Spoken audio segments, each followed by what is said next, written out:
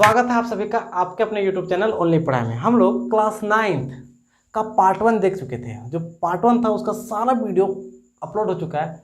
आप यदि उन वीडियो को नहीं देखे हैं तो सबसे पहले जाइए प्लेलिस्ट में, आपके क्लास का प्लेलिस्ट बना हुआ है। आप जाइए सबसे पहले प्लेलिस्ट में, आप उन सारे वीडियो को क्या कीजिए 1 by 1 देख लीजिए। ठीक है।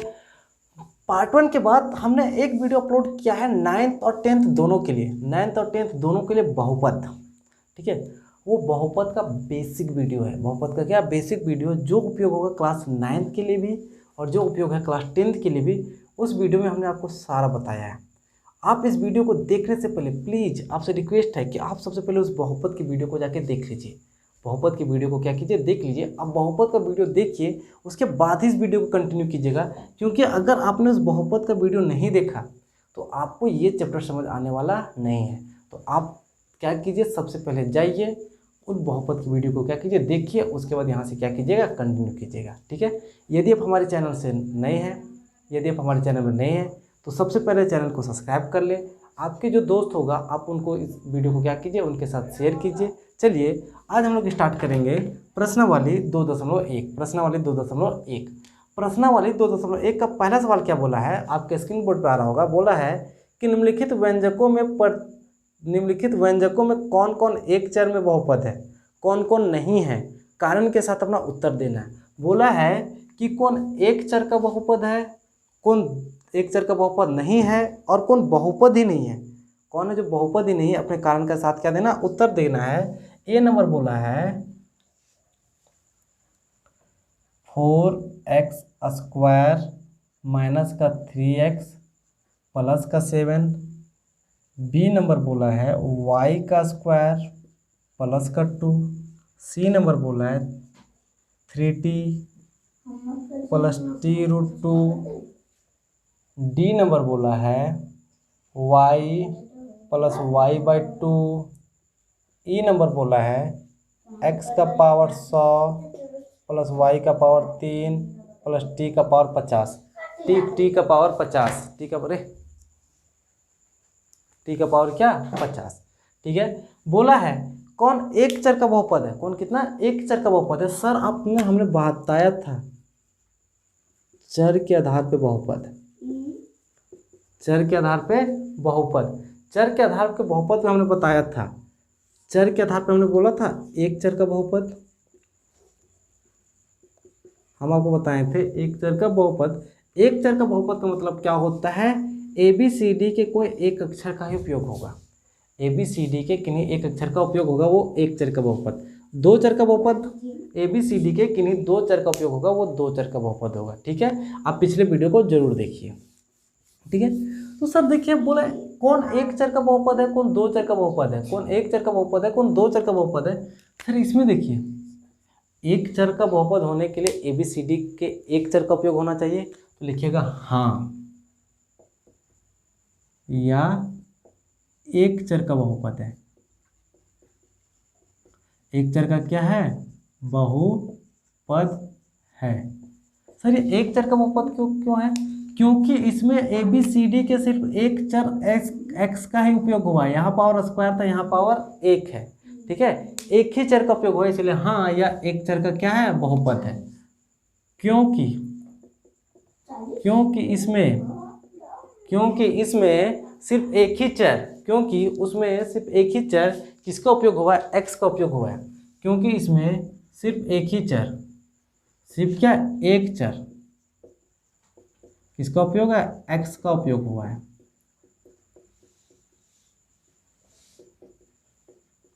ठीक है सर, ये कितना चर का बहुपद है, एक चर का बहुपद है। क्यों, क्योंकि इसमें ABCD का सिर्फ कितना चर का उपयोग हुआ है, एक चर का उपयोग हुआ है। किसका उपयोग हुआ है, सिर्फ x का उपयोग हुआ है। ठीक है। बोले घात के आधार पे बोलेगा तो घात के आधार पे ये द्विघात बहुपद है। क्यों, क्योंकि इसका x का अधिकतम घात कितना है, 2 है। ठीक है। ये क्या बहुपद है, सबसे पहले तो जाने बहुपद है, तो हाँ ये बहुपद है, तो लिखिएगा हाँ। ठीक है, क्या है, हाँ या एक चर का बहुपद है, या एक चर वाला बहुपद है। एक चर वाला क्या है, बहुपद है। क्यों सर ये एक चर वाला बहुपद क्यों है, क्योंकि इसमें सिर्फ, क्योंकि इसमें सिर्फ एक चर किसका, ABCD का किसका, सिर्फ y का एक चर किसका उपयोग हुआ है, y का उपयोग हुआ है। ठीक है, एक चर किसका उपयोग हुआ है, y का उपयोग हुआ है। ठीक है, इसलिए एक चर का बहुपद है। ये बोला क्या एक चर का बहुपद है, सर ये सबसे पहले जाने बहुपद है या नहीं। सर यहाँ पे t है, इसका पावर 1 था तो ठीक है, फिर से इस t को लाने की क्या जरूरत था, फिर से इस t को बुलाने का क्या जरूरत था, दूसरा रहता तो चलता। तो इसका आंसर होगा ये बहुपद नहीं है। बहुपद क्या है, नहीं है। बहुपद क्या है, नहीं है। क्यों, क्योंकि इसका घात, क्योंकि इसका घात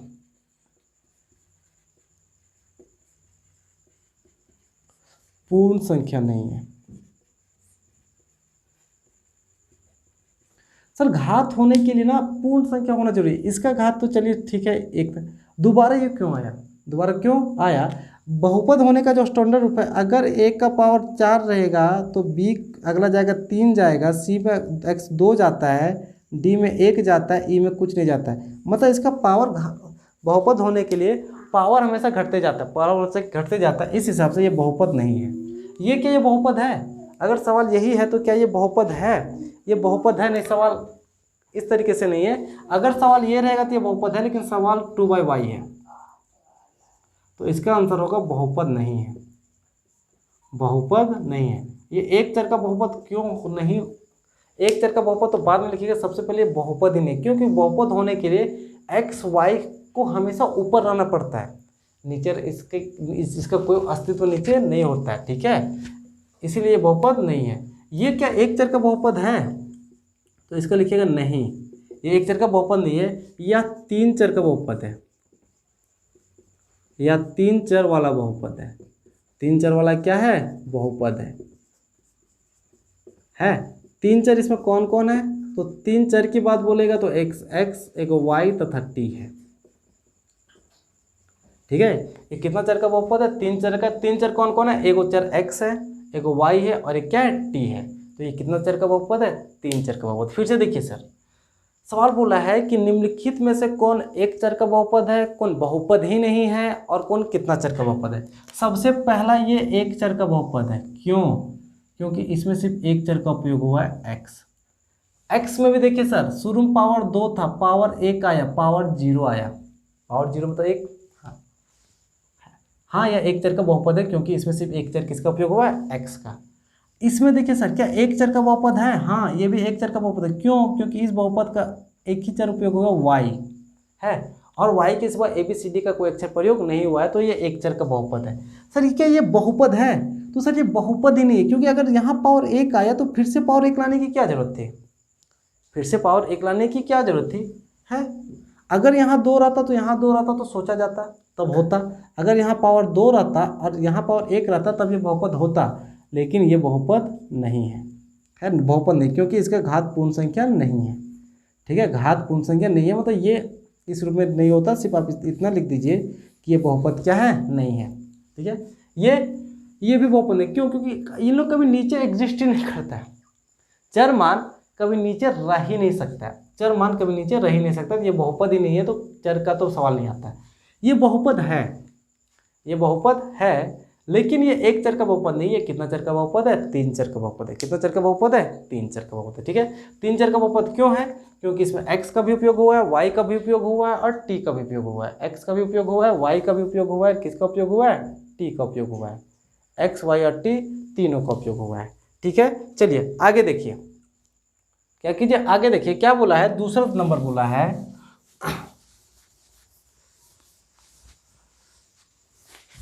दूसरा सवाल बोला है निम्नलिखित में से एक्स स्क्वायर का गुणांक लिखिए।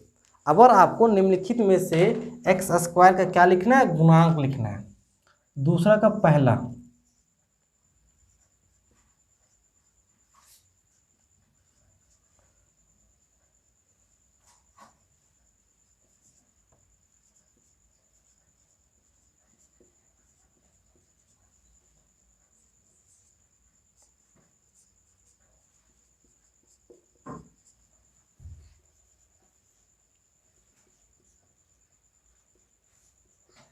क्या बोला सर? बोला निम्नलिखित में से आपको एक्स स्क्वायर का गुणांक लिखना है। एक्स स्क्वायर का गुणांक लिखना है। एक्स स्क्वायर का क्या लिखना है? गुणांक। सर एक्स स्क्वायर का गुणांक लिखने का मतलब है कि एक्स स्क्वायर है वो किससे गुणा किया गया है।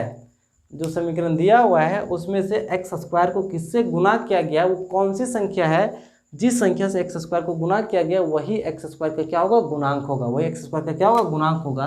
आप यहाँ पे देखिए सर, आप यहाँ पे देखिए एक्स स्क्वायर का गुणांक।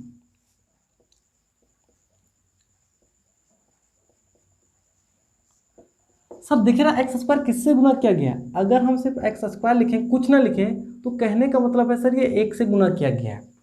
कहने का मतलब किसे? एक से। और एक से गुणा किया जाने वाला नहीं लिखा जाता है, एक छुपा होता है। तो एक्स स्क्वायर को किससे गुणा किया गया है? एक से। इसके आगे प्लस है तो प्लस एक लिखा जाता है, लेकिन प्लस लिखा नहीं जाता क्योंकि वो छुपा रहता है। तो एक्स स्क्वायर का गुणांक क्या होगा? एक। यहाँ पे देखिए सर ये इंपॉर्टेंट है, यहाँ पे आपको लिखना है एक्स स्क्वायर का गुणांक। सर देखिए ना एक्स स्क्वायर किससे? नहीं कुछ है तो कुछ नहीं तो एक होगा, नहीं कुछ है तो एक होगा, लेकिन सर उसके आगे माइनस है तो एक्स स्क्वायर का गुणांक क्या होगा? माइनस। यहाँ एक्स स्क्वायर का गुणांक प्लस एक था, प्लस नहीं लिखा जाता इसलिए एक्स स्क्वायर का वहाँ एक लिखे। ठीक है सर, यहाँ देखिए यहाँ पे एक्स स्क्वायर का गुणांक क्या होगा? सर ये हमारा एक्स स्क्वायर है किससे गुणा किया गया है? पाई/2 से है। अरे सर यहाँ एक्स स्क्वायर है ही नहीं, क्या एक्स स्क्वायर है? जब एक्स स्क्वायर नहीं है तो जो मेरा एक्स स्क्वायर का जो गुणांक होगा, एक्स स्क्वायर का गुणांक हो क्या? 0। हो सकता है कि प्लस एक्स स्क्वायर को 0 से गुणा कर दिया गया होगा तब ये क्या हो गया होगा। जब एक्स स्क्वायर है ही नहीं तो एक्स स्क्वायर का गुणांक क्या होगा? 0। जब एक्स स्क्वायर है ही नहीं तो एक्स स्क्वायर का गुणांक क्या होगा? 0। ठीक है, उम्मीद है कि आपको समझ आया होगा, उम्मीद है कि आपको समझ आया होगा। ठीक है, चलिए आगे देखिए।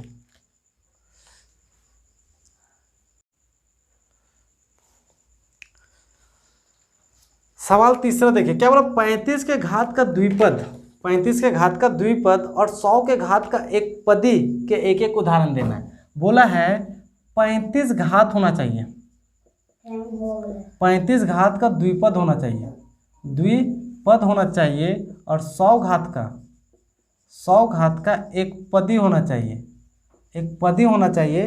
इसके एक एक उदाहरण देना है, एक एक क्या देना? उदाहरण देना है। सर घात 35 होना चाहिए और क्या होना चाहिए? द्विपद। तो सर देखिए हम x का घात 35 लिख दिए, पर ये एक पद है, द्विपद करने के लिए यहाँ कोई भी संख्या लिख दीजिए।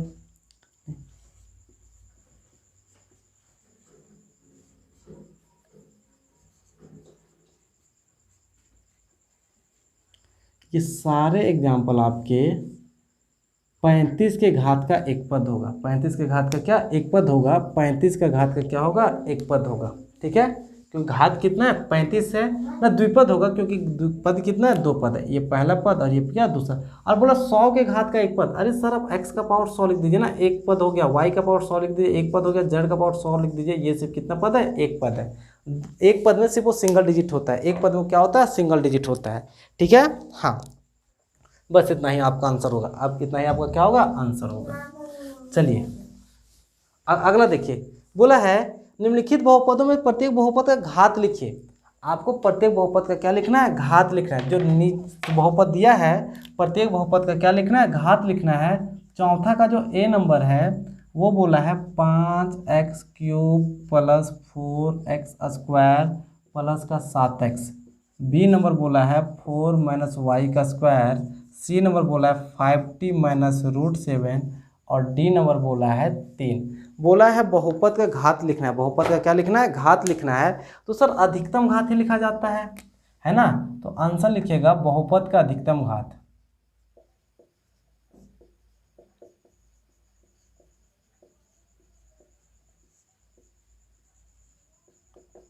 सर घात कहने का मतलब ये तो बहुपद किस घात का है, तो जो अधिकतम होता है अधिकतम पावर का होगा। पावर किस में होता है? चर में। चर में अधिकतम कहाँ तक गया? 3 पे, तो अधिकतम घात कितना होगा? 3। आप इसमें देखिए अधिकतम घात कहाँ तक गया है? y का पावर 2 तक गया तो अधिकतम घात क्या 2। ये कुछ नहीं तो सर 1 है, t पावर कुछ नहीं होता तो 1 होता है, तो अधिकतम घात जो होगा कितना होगा 1। अरे सर इसमें कुछ भी नहीं है तो कहीं ना कहीं x का पावर 0 रहा होगा, ठीक है, x का पावर कहीं ना कहीं 0 रहा होगा, तो अधिकतम जो घात होगा, अधिकतम जो घात होगा वो कितना होगा 0, अधिकतम घात होगा वो क्या होगा 0, ठीक है। अब कुछ है ही नहीं तो अधिकतम पावर क्या रहा होगा 0 रहा होगा, ठीक है। चलिए अगला सवाल देखिए, बताइए कि निम्नलिखित बहुपद में कौन रैखिक बहुपद है, कौन द्विघात है और कौन त्रिघाती है। आपको बताना रैखिक है, द्विघात है और कौन क्या है त्रिघात है।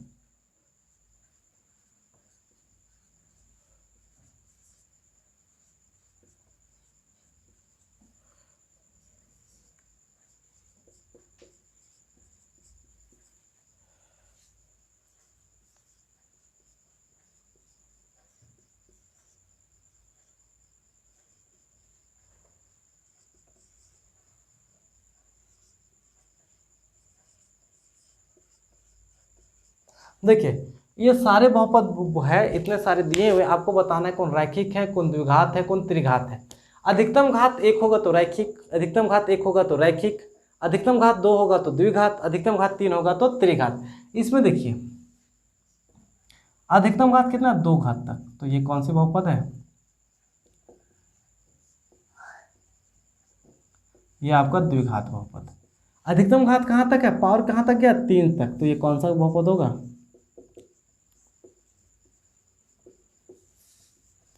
ये अधिकतम घात कहाँ तक गया 2 तक,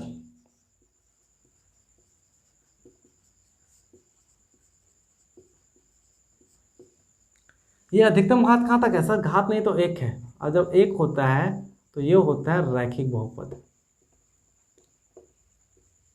अधिकतम घात कहाँ तक है 1 तक, तो जब 1 है तो है रैखिक बहुपद। इसका पावर अधिकतम कहाँ है 2 तक, अब जब पावर 2 है तो होगा हमारा द्विघात बहुपद। अधिकतम घात कितना सर, अधिकतम घात 3 है, तो ये होगा हमारा त्रिघात बहुपद। ये हमारा क्या होगा त्रिघात बहुपद। सिर्फ घात देख के आंसर बताना है, सिर्फ घात देख के क्या आंसर बताना है। उम्मीद है कि आपको ये समझ आ गया। अगर आपको ये समझ नहीं आया तो इसका मतलब आपने पिछला वीडियो नहीं देखा है, बहुपद का जो बेसिक वीडियो है उसको आपने देखा नहीं है। अगर आप एक बार उस वीडियो को देखिएगा तो ये प्रश्नावली में कोई भी दम नहीं है, कोई भी दम। एक बच्चा 3, 4, 5 क्लास का भी बच्चा इस चीज़ को आसानी से समझ जाएगा अगर उसको अभी समझने दीजिएगा तो, ठीक है। उम्मीद है कि आपको ये वीडियो समझ आया होगा। यदि आप चैनल पर नए हैं तो चैनल को सब्सक्राइब कर लें, अपने दोस्तों के साथ इस वीडियो को शेयर कीजिए। चलिए हम लोग नेक्स्ट वीडियो में मिलेंगे, अगले वीडियो में मिलेंगे प्रश्नावली 2.2 के लिए। चलिए तब तक के लिए धन्यवाद।